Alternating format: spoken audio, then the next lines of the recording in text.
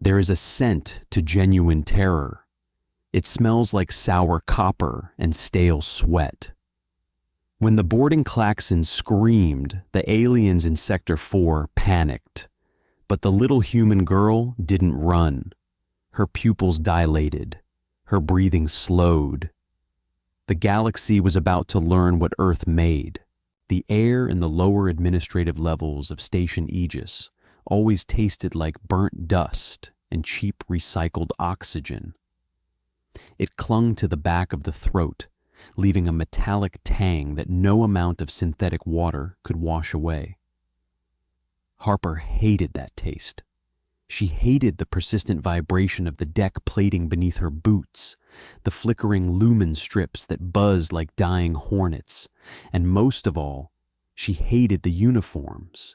The standard issue jumpsuits were designed for the broader, flatter frames of the galactic majority. On Harper, the gray canvas hung loose and abrasive, chafing her collarbones and swallowing her small frame. She sat perched on a reinforced plasteel stool, her pale fingers flying across a haptic ledger board. Shipment 409-B. Industrial coolant. Acknowledged. She was, by all galactic standards, entirely unremarkable. To the diverse array of species bustling through the grimy corridor outside her kiosk, she was practically invisible. Humanity was a newcomer to the coalition, a minor footnote from a quarantine sector. Most aliens had never seen one. Those who did saw exactly what Harper presented: soft, flat-faced, unarmored, and entirely devoid of natural weaponry. No claws, no venom sacs, no exoskeleton. A heavy, wet thud echoed over the low hum of the station's life support. Harper didn't look up, but she felt the shift in air pressure. "You are in my path, soft skin." Harper stopped typing. She blinked, her gaze dropping to the massive, three-toed foot planted inches from her boot. The foot belonged to a Grawl, a hulking, amphibious laborer with skin like wet concrete and a temperament to match. The air around him smelled of swamp rot and engine grease. "My apologies," Harper said. Her voice was quiet, carefully modulated to lack any sharp edges.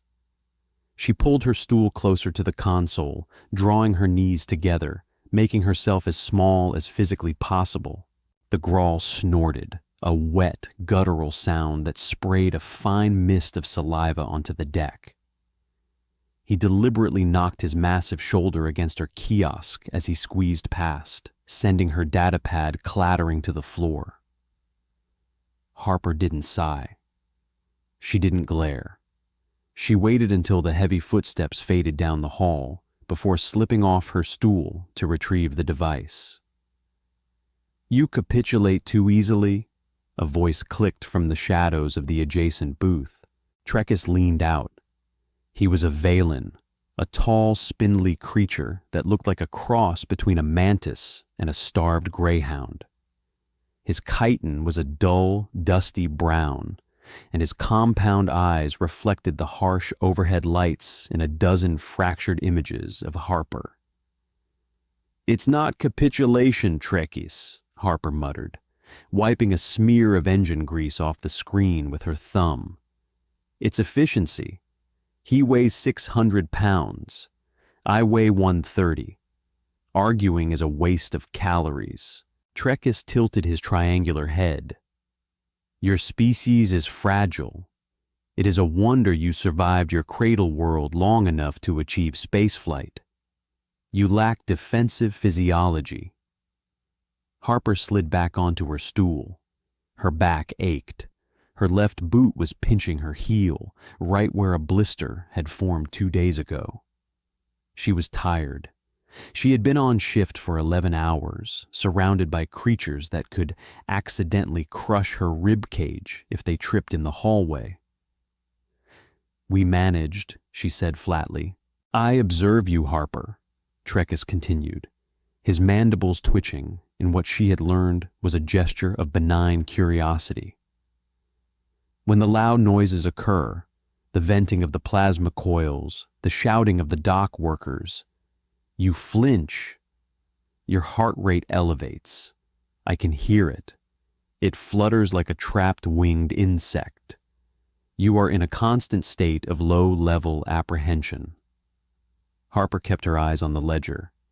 Shipment 410-A, processed nutrients, acknowledged. He wasn't wrong. Aegis Station was loud, unpredictable, and dangerous. Back on Earth, humans had conquered the food chain through tools and spite. Out here, surrounded by species that evolved on high-gravity death worlds or acidic ocean planets, humans were painfully squishy. Harper knew her role. She was an administrative clerk. She kept her head down, processed the shipping manifests, and took her credits back to her cramped bunk to sleep. I just don't like loud noises, Trekkus, she lied softly. She didn't tell him that her heart didn't flutter out of fear. It fluttered out of a primal, deeply buried instinct. The noise, the sudden movements, they were stimuli. Her brain, wired by millions of years of mammalian evolution, was constantly assessing threat vectors. Every time a plasma coil vented, her adrenal glands twitched. Every time a growl roared in the corridor, her brain calculated the distance to the nearest exit, the structural integrity of the metal pipe resting by the door, the vulnerability of the alien's soft orbital sockets. She suppressed it all. It was exhausting. It made her look jumpy. It made her look weak. You should request a transfer to the upper wards, Trekkus clicked sympathetically, handing her a stack of physical shipping dockets. It is quieter, fewer predators. You would be safer among the hydroponics guilds. Maybe, Harper murmured, taking the dockets. The paper felt rough against her skin. I'll think about it. She didn't want to think about it. She just wanted a cup of coffee. The real stuff, not the chicory-flavored sludge they pumped out of the commissary synthesizers. She wanted to finish her shift. But the universe, Harper was about to be reminded, didn't care about what she wanted. The overhead lumen strips didn't just flicker this time. They died. Plunged into sudden, heavy darkness, the corridor fell dead silent for a fraction of a second. Then the emergency strobes kicked in. Vicious pulsing arcs of crimson light bathed the metal walls in blood-red intervals. Then came the sound. It wasn't the dull hum of a malfunction. It was a mechanical shriek. The boarding klaxons. Panic has a specific texture. It is chaotic, jagged, and entirely uncoordinated. When the klaxons began their rhythmic, ear-splitting wail, the administrative corridor erupted into a meat grinder of terrified bodies. Aliens of a dozen different species abandoned their kiosks and stalls, stampeding toward the central transit hub. Heavy boots and clawed feet slammed against the grating. Harper was thrown back against her console as a terrified brule. A creature covered in thick, coarse fur barreled past, its elbow catching her squarely in the chest. The impact drove the air from her lungs in a sharp hiss. She tasted blood where her teeth caught the inside of her cheek. Harper! Trekkus's voice was barely audible over the sirens. His long, spindly arms reached over the partition, grabbing the collar of her oversized jumpsuit. He hauled her into his kiosk just as a wave of frantic dock workers surged through the space she had just occupied. "Pirates?" Harper gasped, clutching her ribs. The pain was sharp, blooming hot beneath her skin. "Corsairs!" Trekkus clicked frantically. his compound eyes wide and unblinking. The deep void clans. They bypass the defense grid by latching onto the heavy cargo freighters. We must move. They will sweep the lower decks for slaves and salvage. The crimson strobes painted Trekis's terrified face in harsh lines. The smell of the station had changed. The dusty metallic scent was suddenly overpowered by the sharp acidic reek of fear pheromones released by a dozen different alien biologies. It smelled like sulfur and rotting citrus. It made Harper's nose burn. Thud, thud, thud. The sound vibrated up through the deck plating.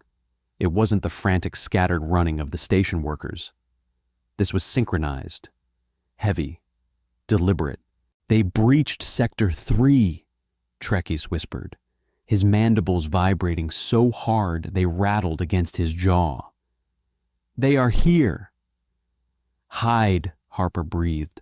She grabbed Trekis's rigid forearm, pulling him down beneath the heavy plasteel counter of his kiosk.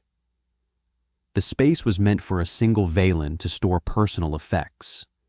It was cramped, suffocatingly dark, and smelled intensely of Trekis's dusty chitin and old ration wrappers. Harper curled her knees to her chest, pressing her back against the cold, vibrating bulkhead. Trekis folded his long limbs awkwardly, his breathing coming in ragged, high-pitched whistles. "Stop breathing so loud," Harper whispered, pressing a hand over her own mouth to muffle her words. "I cannot," Trekis wheezed.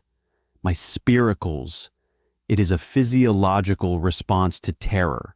Harper squeezed her eyes shut. She focused on her own body. Her hands were shaking. A fine tremor racked her fingers, traveling up her arms to her shoulders. It was the adrenaline. It was flooding her system, a massive, toxic dump of chemicals screaming at her to run, fight, survive. Her heart was hammering a frantic rhythm against her bruised ribs. She forced herself to take a breath through her nose. Slow, measured. She held it for 3 seconds, exhaled through her teeth. Control it. Pack it down. A shadow fell over the entrance to their kiosk. Through the narrow gap beneath the counter, Harper saw them. Boots. Massive, heavily armored boots, caked in dried grease and fresh, bright blue blood. The Corsairs. They were Corvath, hulking bipedal carnivores that looked like flayed muscle wrapped in bone plating. They stood nearly 8 feet tall, carrying kinetic shredder rifles that hummed with a low, deadly vibration. One of them stepped into Trekis's kiosk.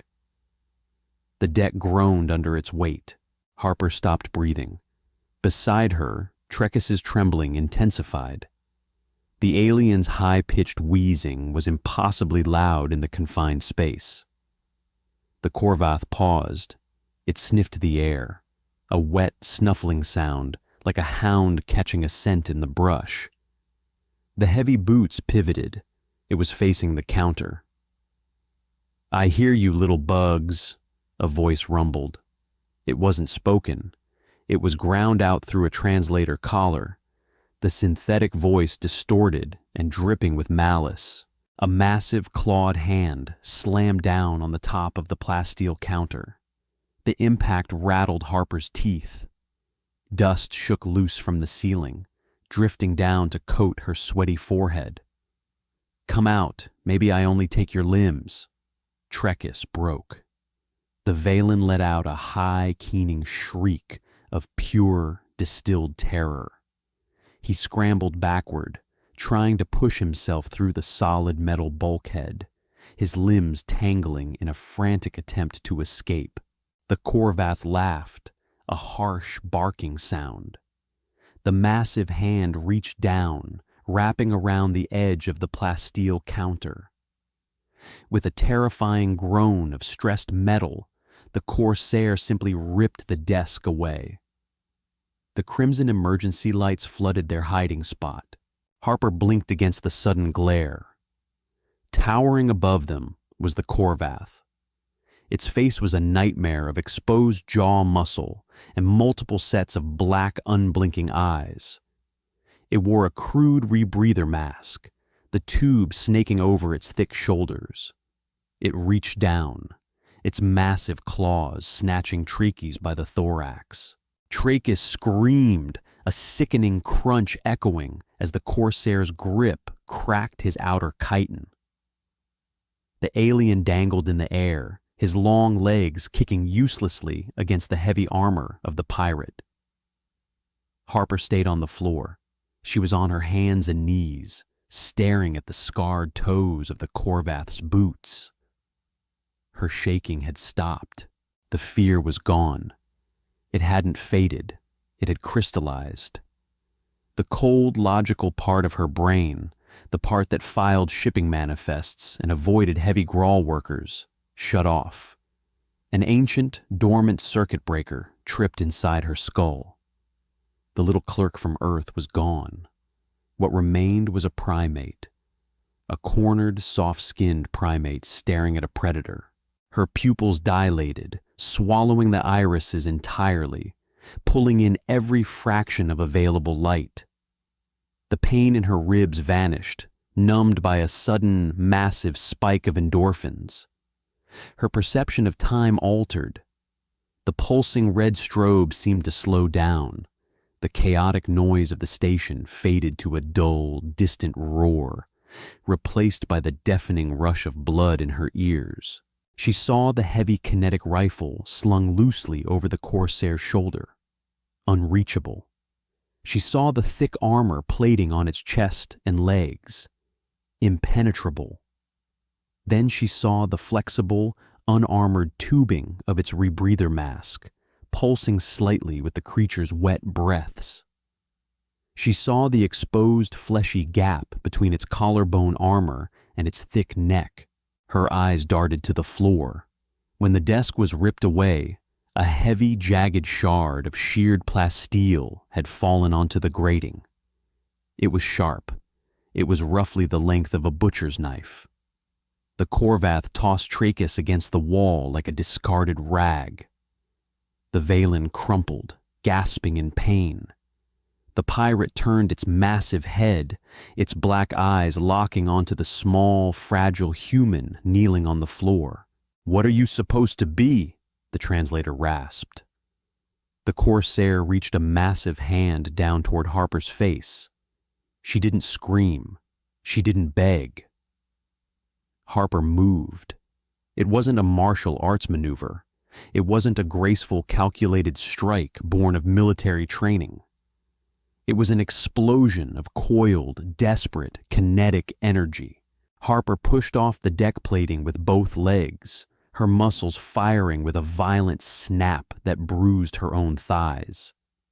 She didn't launch herself away. She launched herself inside the creature's guard. The Korvath's hand was still reaching down. Harper's left hand shot out, her fingers hooking violently onto the thick, rubbery tubing of the Corsair's rebreather. She didn't just pull. She dropped her entire body weight backward, using gravity and her own momentum. The tube tore. A sharp hiss of pressurized gas erupted from the mask. The Korvath let out a startled, wet roar, its massive head jerking down toward the sudden breach. Its hands reflexively came up to its face. That was the opening. In her right hand, Harper gripped the jagged shard of sheared plasteel she had snatched from the floor. She didn't slash with it. Slashing wouldn't penetrate the thick hide. She gripped it with both hands, the sharp edges biting deep into her own palms, and drove it upward with everything she had. She aimed for the soft, fleshy gap just beneath the jawline, where the armor stopped. The plasteel shard sank in.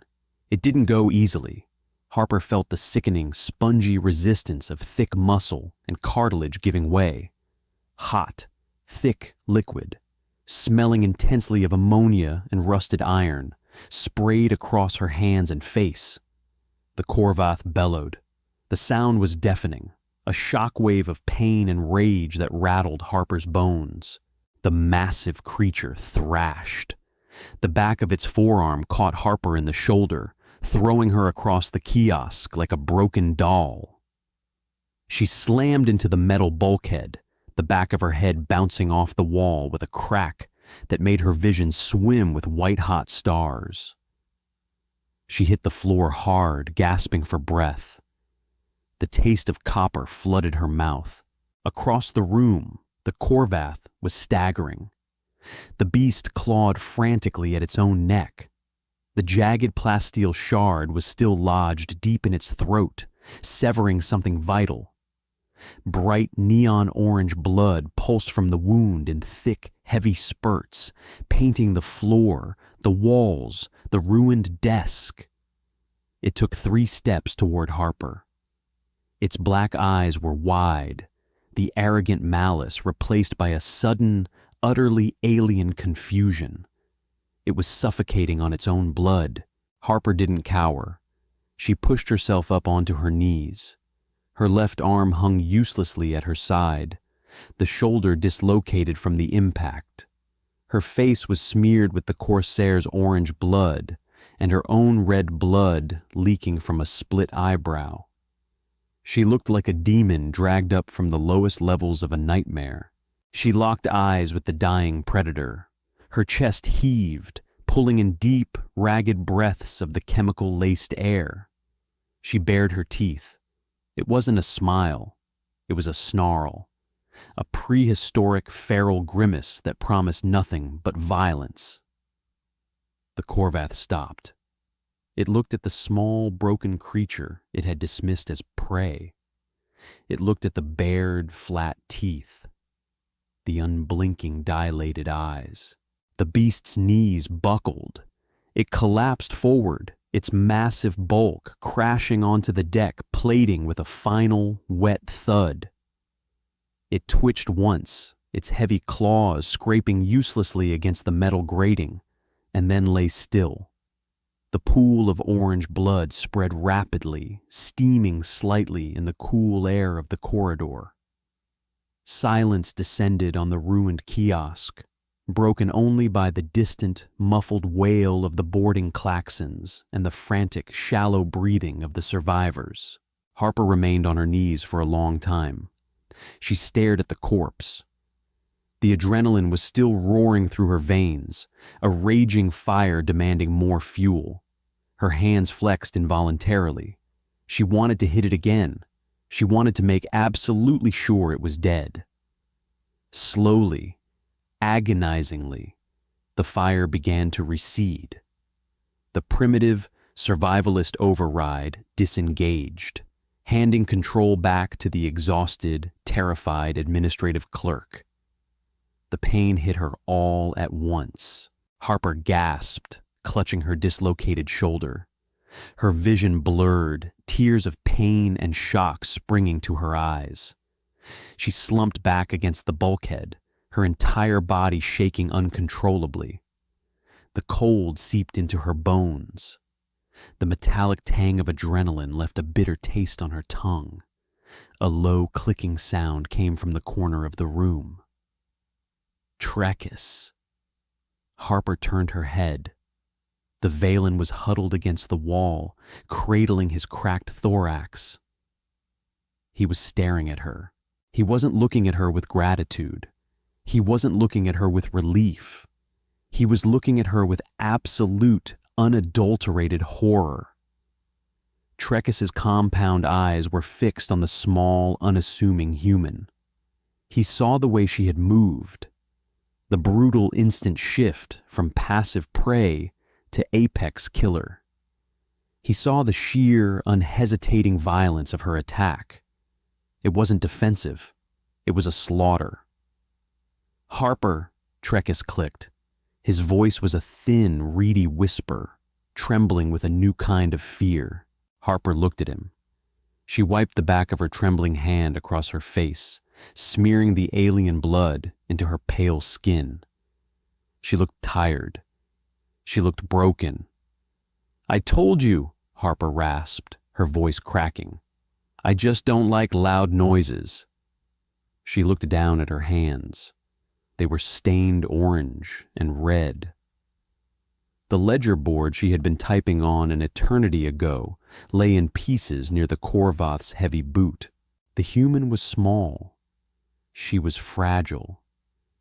But as Trachis pressed himself harder against the wall, trying to put as much distance between himself and the bleeding girl as possible, he realized a terrifying truth about the galaxy's newest species. They weren't prey. They were just sleeping. The orange blood on the deck grating was already beginning to congeal, turning from a bright neon liquid into a tacky gelatinous paste. It smelled like industrial solvent and spoiled meat. Harper stared at it, her chest heaving, the air tearing at the back of her dry throat. Her left arm hung entirely dead. The numbness was fading, replaced by a deep, sickening throb that radiated from her dislocated shoulder down to her fingertips. Every time her heart beat, a fresh spike of white-hot agony drove itself into her collarbone. "Trachis," Harper whispered. Her voice sounded like crushed glass. The Valen didn't move.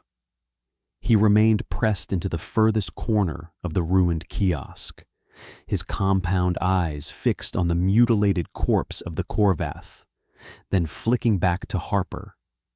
He was clutching his cracked thorax, his mandibles clicking in a rapid, erratic rhythm of absolute panic. "Trachis, I need you to help me." Harper tried to shift her weight, and the room tilted. Nausea, thick and bitter, rose in her stomach.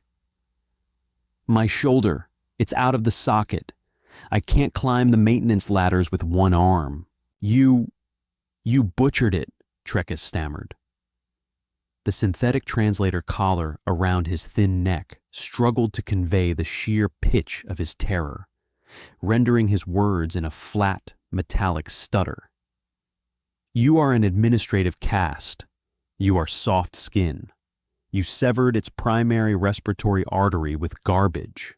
"I survived," Harper said flatly. She didn't have the energy for galactic sociology. Her body temperature was dropping. The massive dump of adrenaline was metabolizing, leaving her shivering violently in the ambient chill of the station's lower levels. "If I don't get this arm back in, we don't move. If we don't move, the rest of the boarding party will find us. They will follow the blood trail." She awkwardly shuffled toward the heavy plasteel desk the Corsair had ripped away.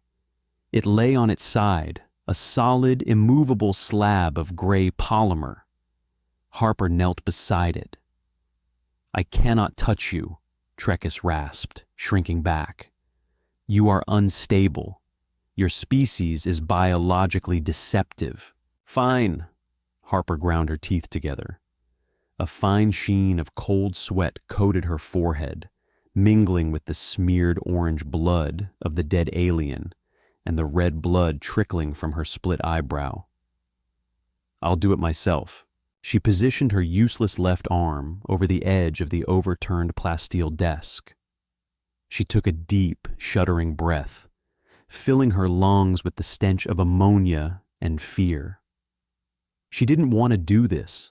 The civilized, rational part of her brain screamed to lie down, to close her eyes, to wait for station security to make it all better. But the ancient, pragmatic ape in her hindbrain knew the truth. Nobody was coming. The weak died in the dark. Harper clamped her right hand around the wrist of her dead left arm. She braced her feet against the floor grating. 1, 2.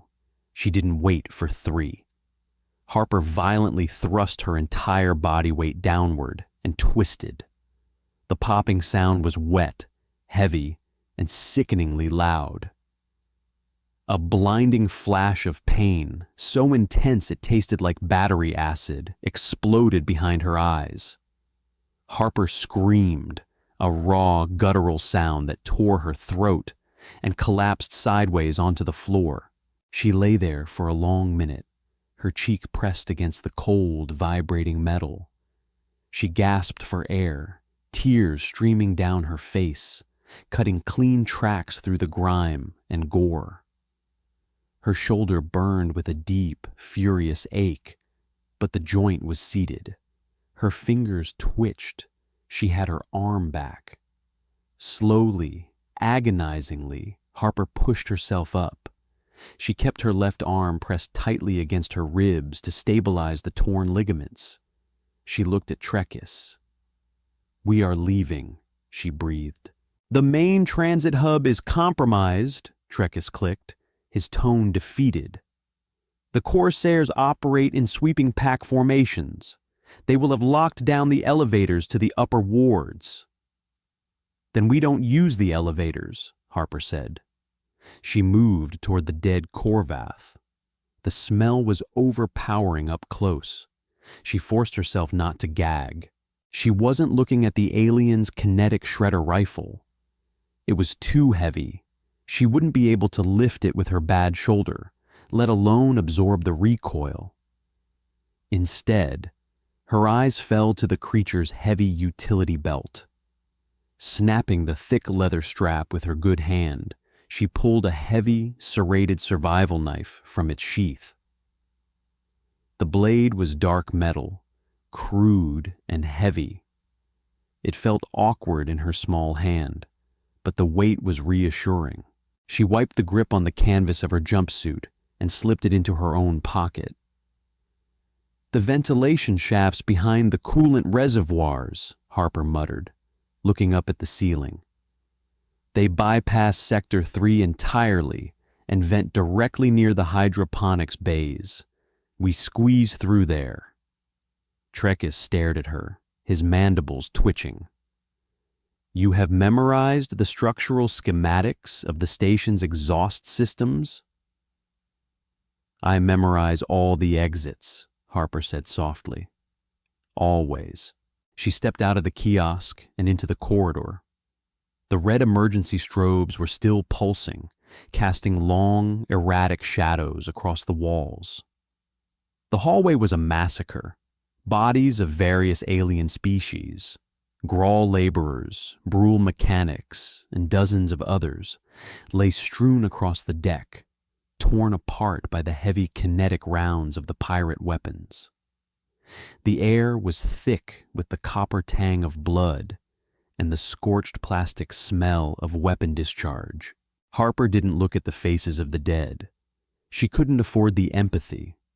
Empathy was a luxury for a secure environment. Out here, in the bleeding iron of the station, she was just a scavenger moving through the brush. She kept low, pressing her back against the cold bulkhead.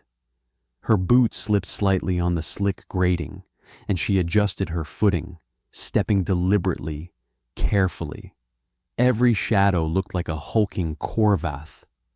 Every hiss of the failing life support sounded like a heavy, breathing predator.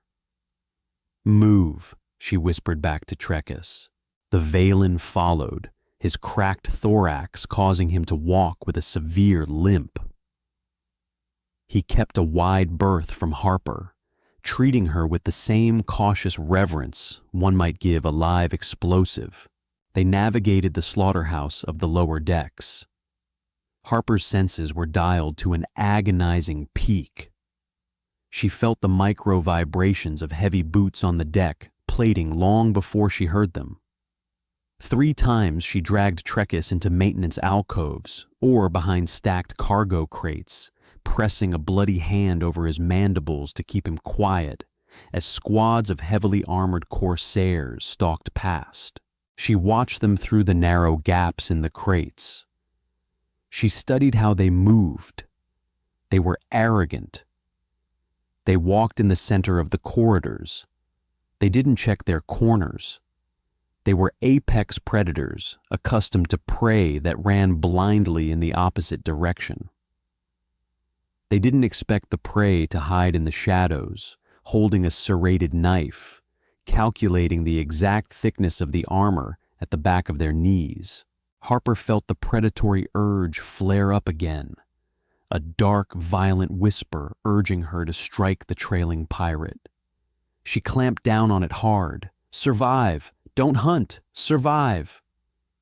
They reached the coolant reservoirs. The massive cylindrical tanks hummed with immense pressure, the air around them freezing cold and biting against Harper's sweat-drenched skin. Above the secondary tank, shrouded in heavy shadows, was the ventilation grate.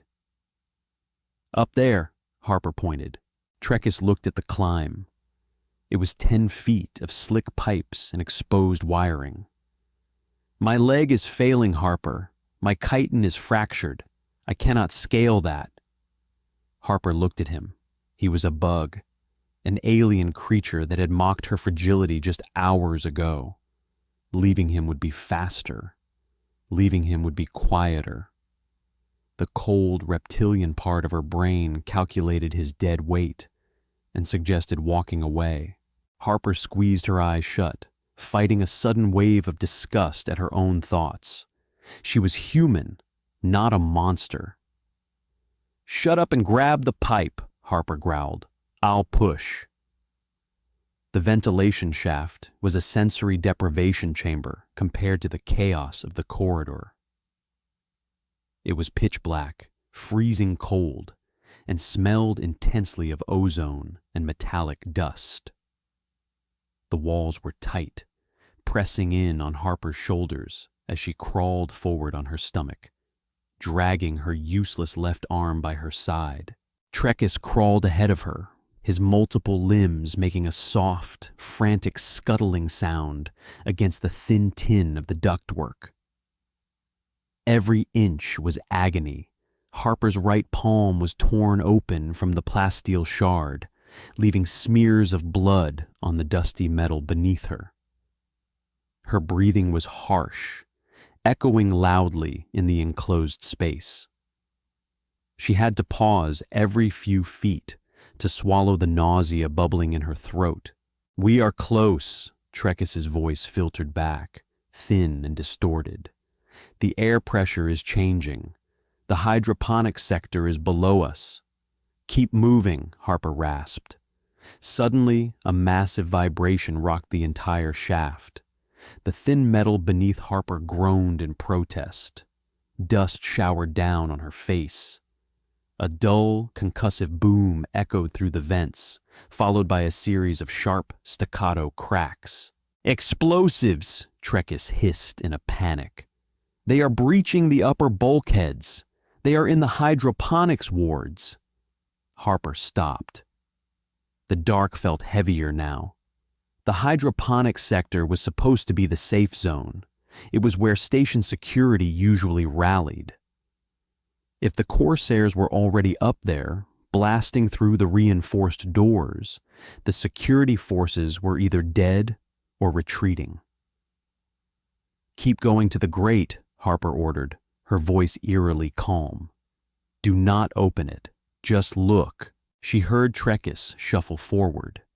A faint sliver of pale, green-tinted light suddenly cut through the darkness ahead of her. The Valen had reached the vent cover. "I see them," Trekis whispered. "2 Corsairs. They have pinned down a security detail behind the water filtration tanks. They are using heavy incendiary weapons. The foliage is burning." Harper dragged herself forward until she was right behind Trekis. She peered through the slats of the metal grate. Below them, the lush green expanse of the hydroponics bay was a war zone. Thick, black smoke rolled across the ceiling, obscuring the artificial sunlight lamps. The smell of burning soil and charred organic matter seeped up through the vent, bitter and choking. 2 massive Korvath pirates stood in the center of the central walkway. They were laughing. The harsh barking sound carried over the crackle of the flames. One of them held a heavy plasma projector, pouring liquid fire into a cluster of metal tanks where a handful of station security guards, mostly avian species, their feathers scorched and useless, were pinned down. "They are going to burn them alive," Trekkus clicked mournfully. "There is no escape path. We are trapped in this shaft." Harper stared at the massive predators. She looked at their heavy armor. She looked at the plasma projector. Then she looked at the environment. Above the central walkway, suspended exactly over where the two Korvath stood laughing, was the primary atmospheric regulator, a massive rotating turbine unit that fed concentrated oxygen into the hydroponics bay to simulate a heavy atmosphere. "Trekkus," Harper whispered. "The structural brackets holding that oxygen turbine to the ceiling. What are they made of?" The Valen blinked in the darkness. "Standard polysteel. Why?" "Move aside." Harper pushed past him, wincing as her dislocated shoulder scraped against the narrow walls of the duct. She reached the grate. She pulled the heavy, serrated survival knife from her pocket. "Harper, what are you doing?" Trekkus asked, real terror returning to his voice. "You cannot fight them. They have plasma." "I'm not going to fight them," Harper said softly. She wedged the thick blade of the knife under the latch of the vent cover. "I'm going to crush them." With a sharp twist of her good wrist, she popped the latch. The metal grate swung downward with a soft screech. Harper didn't hesitate. She slithered out of the duct, dropping silently onto the broad, flat top of the suspended oxygen turbine.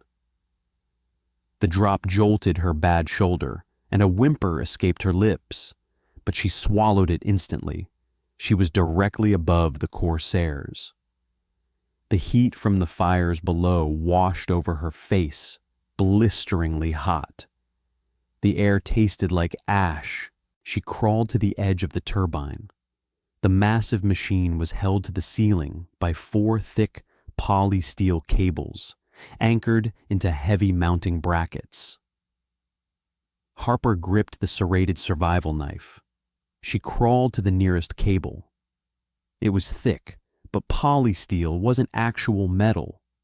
It was a hardened industrial polymer designed for tensile strength, not shear resistance. She began to saw. It was grueling, agonizing work. Her right arm burned with exhaustion. Her torn palm slicked the handle of the knife with fresh blood. The heavy plasma projector below roared again, painting the room in violent purple light. Snap! The first cable gave way. The turbine groaned, shifting slightly. The Corsairs below didn't notice over the sound of their own weapons and the roaring fire. Harper dragged herself to the second cable. She sawed frantically. Her muscles screamed. Her breath came in ragged, desperate gasps. The primitive ape in her brain was howling, feeding her the absolute last reserves of emergency energy. Snap! The turbine lurched violently, dropping several inches. The heavy metal casing groaned. Below, one of the Korvath stopped laughing. He looked up, his black eyes trying to pierce the thick smoke gathering near the ceiling. Harper didn't care if they saw her now.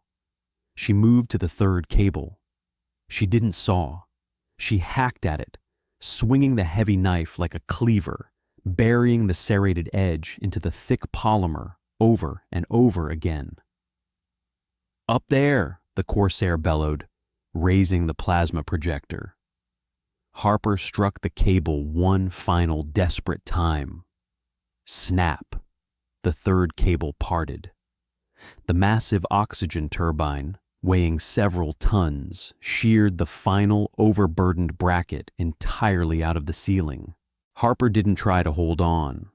As the massive machine plummeted, she threw herself backward, launching her small body blindly into the thick foliage of a nearby elevated planter bed.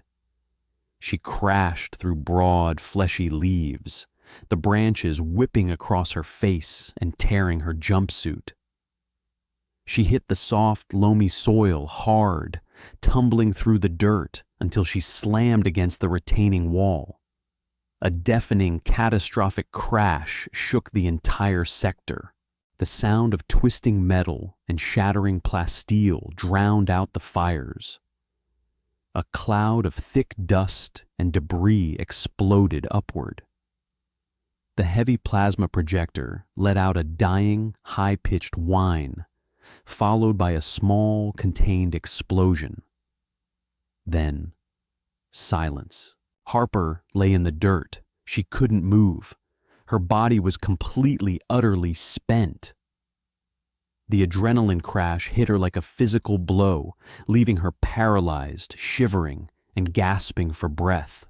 She stared up at the artificial lights, blinking slowly as ash drifted down onto her face like gray snow. Minutes passed, or maybe hours. Time had lost its meaning. Eventually, she heard the sound of approaching boots, not the heavy, deliberate thud of the Corvath, but the lighter, hurried footsteps of station security. Flashlight beams cut through the smoke, scanning the wreckage. "Over here!" a voice shouted. "The turbine fell. It crushed them. The Corsairs are dead." Footsteps rushed toward the planter bed. A beam of white light hit Harper, blinding her. She squinted, raising her good, blood-stained hand to shield her eyes. An armored security officer, a reptilian species with green scales, peered over the edge of the planter. He stared at the small, fragile human lying in the dirt. She was covered in mud, ash, orange alien blood, and her own red blood. She looked pathetic. She looked incredibly weak. "Are you injured?" the officer asked, his voice gentle, assuming he was speaking to a terrified civilian who had narrowly escaped a tragic accident. "Did you fall from the walkway?" Harper slowly lowered her hand. She looked past the officer, toward the ruined walkway where the massive turbine rested on top of two flattened armored corpses. She let her head fall back against the dirt. She let out a long, ragged exhale. The prehistoric predator inside her skull finally closed its eyes and went back to sleep. "I'm fine," Harper whispered, her voice barely carrying over the crackle of the dying fires. "I just really need a cup of coffee." Did the raw, unpolished survival instinct of humanity send a shiver down your spine? If you loved watching the innocent clerk unleash her inner earthborn predator, hit that like button. Share this story with your fellow sci-fi fans, and don't forget to subscribe to the channel for more gritty HFY tales. What alien species should humanity terrify next? Drop your thoughts in the comments below.